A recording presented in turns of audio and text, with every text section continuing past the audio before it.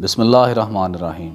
غلاف کعبہ یا قصوہ خانہ کعبہ کی دیواروں اور باب کعبہ کو جس کپڑے سے ڈھانپا جاتا ہے اس کو کہتے ہیں۔ اس کی ابتدا اسلامی روایات کے مطابق حضرت اسماعیل علیہ السلام نے کی تھی۔ ابھی یہ ہمیشہ سیاہ رنگ کے ریشم سے تیار کیا جاتا ہے۔ اسے ہر سال تبدیل کر دیا جاتا ہے۔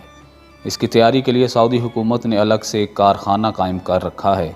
اسے ریشم سے تیار کیا جاتا ہے اور اس پر سونے اور چاندی کے تاروں سے قرآنی آیات کندہ کی جاتی ہیں۔ غلاف کی تیاری میں استعمال کیا جانے والا ریشم اٹلی، سونے اور چاندی کی تاریں جرمنی سے آتی ہیں۔ اس کو کعبہ کی تمام دیواروں اور دروازے پر ڈالا جاتا ہے۔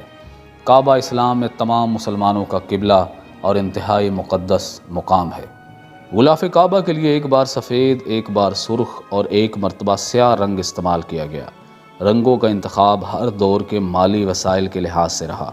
قبطی کپڑا مصر سے لایا گیا جو غلاف کعبہ کے لیے استعمال کیے جانے والے کپڑوں میں سے سب سے اچھی قسم کا تھا۔ اس طرح یمنی غلاف کعبہ بھی اعلیٰ قسم کا کپڑا تھا جو اپنے دور میں بہت مشہور تھا۔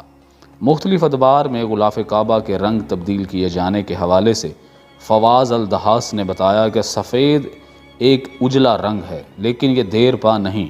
حاجیوں کے چھونے کی وجہ سے یہ اکثر میلا، گندا اور پھٹنے لگتا ہے۔ یہ زیادہ دیر تک نہیں چل سکتا، اس لیے اسے سیاہ اور سفید کم خواب اور شملہ کے ساتھ تبدیل کیا گیا جو عرب خیموں کے لیے استعمال کیا جاتا تھا۔ انسانوں کی سمجھ کے مطابق غلاف کعبہ کا ارتقاء ہوتا رہا اور اسے سرخ کم خواب اور مصری کپڑے کے ساتھ تبدیل کیا گیا۔ اسی طرح ایک خاص قسم کا چمڑا اور کچھ سخت قسم کے کپڑے بھی اس مقصد کے لیے استعمال ہوئے۔ خلافت راشدہ، اموی اور عباسی ادوار میں جب بھی کپڑا دستیاب ہوتا، غلاف کعبہ وقتاً فوقتاً تبدیل ہوتا رہا۔ عباسی دور کے آخر میں غلاف کعبہ کے لیے سیاہ رنگ کو حتمی طور پر منتخب کیا گیا جو دیر پا تھا اور مختلف ثقافتوں سے تعلق رکھنے والے حاجیوں، زائرین اور لوگوں کی طرف سے چھوئے جانے کو برداشت کر سکتا تھا۔ سعودی عرب میں غلاف کعبہ پر بھرپور توجہ دی گئی۔ مصر میں قائم اسلامی ریاست نے صدیوں تک غلاف کعبہ بھجوایا۔ سعودی عرب کے بانی شاہ عبدالعزیز نے غلاف کعبہ کی تیاری کے لیے مسجد الحرام کے قریب واقع اجیاد میں خصوصی فیکٹری قائم کرنے کی ہدایت جاری کی۔ یہ پہلی فیکٹری تھی جسے حجاز میں غلاف کعبہ تیار کرنے کی ذمہ داری سونپی گئی۔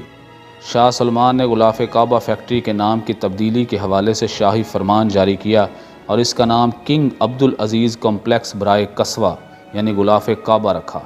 اس فیکٹری میں ریشم کو دھونے اور رنگنے کے کام سے لے کر ریشم کے دھاگوں پر لگی موم تہ کو ہٹانے کا بھی کام کیا جاتا ہے۔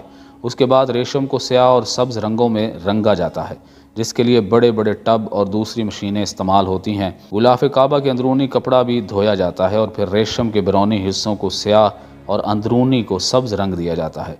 ہر غلاف کے لیے 670 کلو گرام خالص ریشم کی ضرورت ہوتی ہے۔ غلاف کعبہ کی پٹی جس پر قرآنی آیات لکھی ہوتی ہیں اس کے لیے 16 ٹکڑے تیار کیے جاتے ہیں جبکہ مختلف سائز کے 6 ٹکڑے پٹی کے نیچے اور 4 مضبوط ٹکڑے کعبہ کی چاروں کونوں کے لیے بنائے جاتے ہیں۔ اس طرح دیگر حصوں میں 12 مشلیں پٹی کے نیچے اور 5 ٹکڑے حجر اسود کے اوپر اور کعبہ کے دروازے کا پردہ بھی شامل ہے۔